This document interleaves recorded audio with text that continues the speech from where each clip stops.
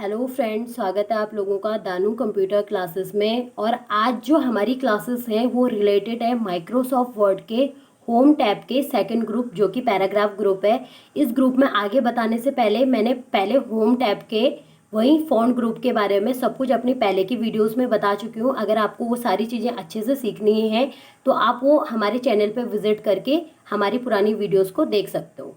तो आज जो हमारा सेकंड ग्रुप है वो है पैराग्राफ ग्रुप। नाम से ही पता चल रहा है पैराग्राफ से रिलेटेड है, पैराग्राफ की फॉर्मेटिंग या एडिटिंग से रिलेटेड है। तो पहले पैराग्राफ ग्रुप को यहाँ पे एक्सप्लेन करने के साथ साथ मैं आप लोगों को दिखाऊंगी भी। तो यहाँ पे हम पहले दो पैराग्राफ इंसर्ट कर लेते हैं।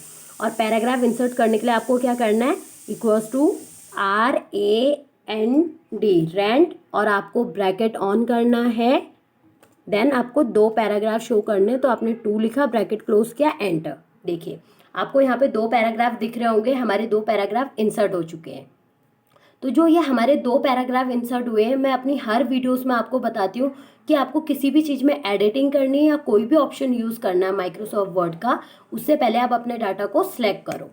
तो डाटा सेलेक्ट करने के लिए मैंने जो ऑप्शंस बताए हैं, आपको दो ऑप्शन बताए हैं। एक तो आप कंट्रोल A करके सिलेक्ट ऑल करते हो, और एक सेकेंड ऑप्शन आपके पास है, आप अपने माउस से भी पर्टिकुलर डाटा को सिलेक्ट कर सकते हो। तो मैंने कंट्रोल A कर लेती हूँ। मैंने कंट्रोल A से अपने डाटा को सिलेक्ट किया हुआ है। अब सबसे पहले जो मैंने अपना डाटा सिलेक्ट किया है उस डाटा में पहला ऑप्शन हमारे पास यहाँ पे जो है वो है बुलेट। बुलेट में आपको बेसिकली क्या ऑप्शंस हैं, देखिए। सबसे पहले आपने इन चीज़ों को देख के आपको कुछ चीज़ें याद भी आ रही होंगी, जैसे आपने स्कूल में काम किया होगा या आप कोई आर्टिकल लिखते हो या कोई टेक्स्ट कर रहे हो आप टॉपिक वाइज, तो उन चीज़ों में आप बुलेट्स का यूज़ करते हो। तो पहला ऑप्शन हमारे पास कौन सा है, बुलेट। बुलेट में आप काम क्या करोगे, किसी चीज़ को टॉपिक वाइज एक्सप्लेन करने के लिए। अपने रेज्यूमे बनाते हो आप, उसमें भी आप इन चीज़ों का यूज़ करते हो। कोई चीज़ टॉपिक वाइज शो करने के लिए आप कुछ आर्टिकल वगैरह लिख रहे हो, वहाँ पे भी आप इन चीज़ों का यूज़ करते हो। तो बेसिकली यहाँ पे आपके पास पहला ऑप्शन है बुलेट। अगला ऑप्शन पे चलते हैं हम, जो कि क्लिक करेंगे हम यहाँ पे, तो उसका नाम है नंबरिंग बुलेट्स। देखिए आपको यहाँ पे नंबरिंग लाइब्रेरी में आपको दिख रहा होगा अल्फ़ाबेट वाइज आपके पास बुलेट्स पड़ी हुई हैं। आपके पास यहाँ पे नंबरिंग बुलेट्स पड़ी हुई हैं, रोमन बुलेट्स पड़ी हुई हैं। तो जो आपको नंबरिंग वाइज बुलेट्स जो आपको अच्छी लगे आप वो ले लो। मुझे ये अच्छी लगी तो मैंने ये ले ली। अगला जो मेरे पास ऑप्शंस है वो ऑप्शन है मेरे पास मल्टीपल बुलेट्स। मल्टीपल बुलेट्स में बेसिकली होता क्या है, मल्टीपल लिस्ट भी बोलते हैं इसे, मल्टीपल बुलेट्स भी बोलते हैं। इसमें आप दोनों टाइप की बुलेट ले सकते हो, नंबरिंग बुलेट्स भी और सिंपल बुलेट्स भी। जो आपको पसंद आए वो आप ले लो। जैसे आप क्लिक करोगे देखिए नंबरिंग बुलेट्स दे रखी है और आपके सिंपल बुलेट्स भी हैं। तो जो आपको पसंद आए वो बुलेट्स आप यहाँ पे ले सकते हो। अगला जो ऑप्शन है वो है हमारे पास अलाइनमेंट। देखिए इन दोनों ऑप्शन को मैं बाद में बताऊंगी, पहले आपको इन 3 अलाइनमेंट के बारे में बता देती हूँ। पहले तो बुलेट्स हटाने के लिए हम वापस इसी पे क्लिक करेंगे तो हमारी बुलेट्स हट गई। अब जो हम बात कर रहे हैं अलाइनमेंट के, अलाइनमेंट मतलब होता क्या है, देखो आप अपने टेक्स्ट को कहाँ से लिखना शुरू करोगे, कहाँ तक लेके जाओगे, वो सारी चीज़ें कौन डिसाइड करता है, अलाइनमेंट। आप कहाँ से लिखना शुरू करोगे, आप सेंटर से टेक्स्ट करोगे, लेफ्ट से टेक्स्ट करोगे या राइट से टेक्स्ट करोगे। बेसिकली जो हम टेक्स्ट करते हैं वो लेफ्ट साइड से करते हैं। देखो आपको यहाँ पे क्लिक भी दिख रहा होगा। तो टेक्स्ट करने का जो हमारा काम होता है वो हमेशा एंटर करोगे। जैसे ही देखो आपको लेफ्ट अलाइनमेंट में आपका कर्सर जा रहा है, क्यों, क्योंकि ऑलरेडी आप जब भी टेक्स्ट करते हो यहाँ पे लेफ्ट साइड से करते हो। अगर बाई चांस मैं कहूँ मुझे लेफ्ट साइड से नहीं करना है, मुझे अपने चैप्टर का नाम डालना है या हेडिंग डालनी है, मुझे सेंटर अलाइनमेंट शो करना है, तो मैं यहाँ पे सेंटर अलाइनमेंट में क्लिक करूँगी। तो देखिए आपको साथ में शॉर्टकट की भी दिख रही है, लिखा है उसने कंट्रोल E। तो आप कंट्रोल E करके भी सेंटर अलाइनमेंट में पहुँच सकते हो। आपने जैसे क्लिक किया देखिए आप सेंटर अलाइनमेंट में पहुँच चुके हो। अगला जो हमारे पास ऑप्शंस है सेंटर अलाइनमेंट के बाद वो है हमारे पास राइट अलाइनमेंट। आप राइट साइड से लिखना चाहो तो आप राइट साइड से लिख सकते हो। क्लिक किया देखिए आपका टेक्स्ट स्टार्ट कहाँ से हो रहा है, राइट साइड से। लिखना आप कहाँ से शुरू कर रहे हो, राइट साइड से। तो ये हमारा हो गया राइट अलाइनमेंट।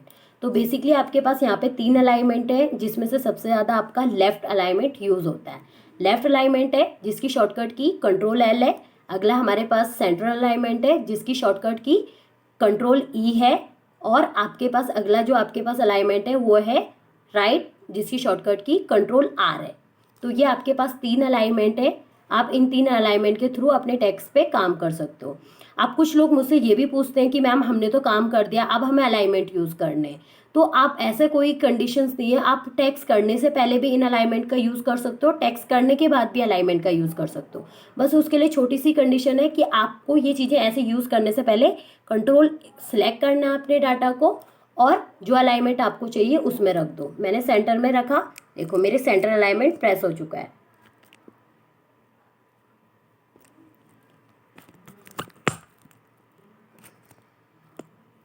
अगला जो हमारे पास ऑप्शंस है वो है यहाँ पे जस्टिफाई ऑप्शन। तो जस्टिफाई को बताने से पहले थोड़ा सा मेरे कैमरे में प्रॉब्लम्स आ रही हैं, तो मैं पहले वो सेट ऑफ कर लेती हूँ, फिर बताती हूँ आपको। चलिए, अब जो हमारे पास अगला ऑप्शन है वो है जस्टिफाई। जस्टिफाई हमारे पास ये रहा।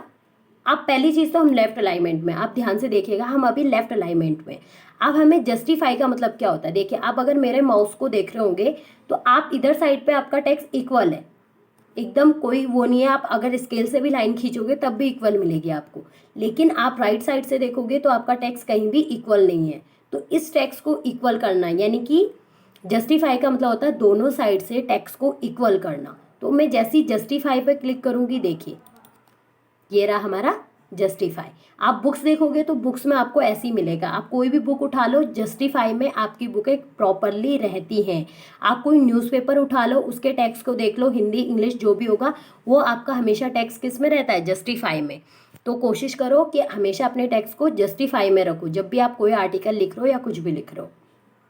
अगला जो ऑप्शंस है वो हमारे पास है इंडेंट। इंडेंट बेसिकली यूज होते हैं टेक्स्ट को left to right, right to left move करने के लिए। तो लेफ्ट और राइट आपके पास इंडेंट है, इनकी जरूरत कम ही पड़ती है, तो कभी अगर आपको जरूरत पड़े तो यूज कर लेना left to right, right to left अपने टेक्स्ट को मूव करने के लिए।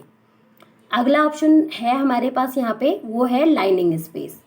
लाइनिंग स्पेस बेसिकली क्या है, देखिए लाइनिंग स्पेस में आपके पास, आप जैसे क्लिक करोगे आपको जितने पे चाहिए, मुझे 2.5 चाहिए था, देखो मेरी लाइनिंग स्पेस में उतना डिफरेंस आ गया, 2.5 का लाइनिंग स्पेस बढ़ गया।